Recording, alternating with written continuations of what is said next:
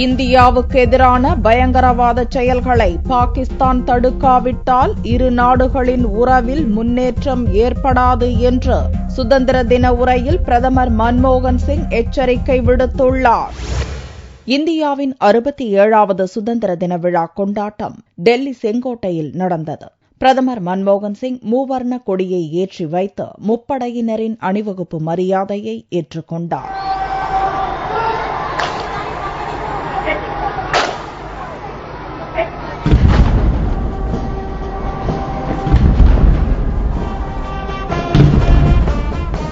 அதைத் தொடர்ந்து சுதந்திர தின உரையாற்றிய பிரதமர் மன்மோகன் சிங், இந்தியாவை முன்னேற்றவும் நவீன இந்தியாவை உருவாக்கவும் 10 ஆண்டுகளாக ஐக்கிய முற்போக்கு கூட்டணி ஆட்சியில் பல்வேறு முயற்சிகள் மேற்கொள்ளப்பட்டதாக பட்டியலிட்டார்.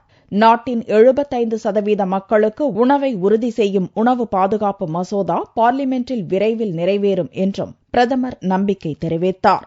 நாட்டில் பயங்கரவாதம், நக்சல் வன்முறை குறைந்துள்ள போதும் உள்நாட்டு பாதுகாப்பை உறுதி செய்ய தொடர்ந்து விழிப்புடன் இருக்க வேண்டியுள்ளது எனவும் மன்மோகன் சிங் தெரிவித்தார். காஷ்மீர் எல்லையில் 5 இந்திய வீரர்கள் பாகிஸ்தானிய ராணுவத்தினரால் கொல்லப்பட்ட சம்பவத்தை கோழைத்தனமான செயல் என்று வர்ணித்த பிரதமர் மன்மோகன் சிங், இதுபோன்ற சம்பவங்கள் எதிர்காலத்தில் நடக்காமல் இருக்க எல்லா முன்னெச்சரிக்கை நடவடிக்கைகளும் எடுக்கப்படும் என்றார். இந்தியாவுக்கு எதிரான பயங்கரவாத செயல்கள் பாகிஸ்தானிலிருந்து வெளிப்படுவதாக குற்றம் சாட்டிய பிரதமர், அதை பாகிஸ்தான் தடுத்து நிறுத்தாவிட்டால் அந்நாட்டுடனான உறவில் ஒருபோதும் முன்னேற்றம் இருக்காது என்றும் திட்டவட்டமாக தெரிவித்தார். हमारी ये भी कोशिश रही है कि पड़ोसी देशों के साथ हमारी दोस्ती बढ़े, लेकिन पाकिस्तान के साथ रिश्ते बेहतर होने के लिए ये जरूरी है कि वो अपनी सरजमीन और अपने नियंत्रण वाली जमीन का इस्तेमाल भारत के खिलाफ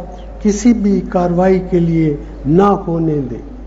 குறுகிய மதவெறி கொள்கைகளுக்கு நவீன இந்தியாவில் இடமில்லை என்றும், அதுபோன்ற கொள்கைகள் சமுதாயத்தை பிரிப்பதோடு ஜனநாயகத்தையும் வலுவிழக்கச் செய்துவிடும் என்றும் பாரதிய ஜனதா மற்றும் குஜராத் முதல்வர் நரேந்திர மோடியை மறைமுகமாக பிரதமர் சாடினார்.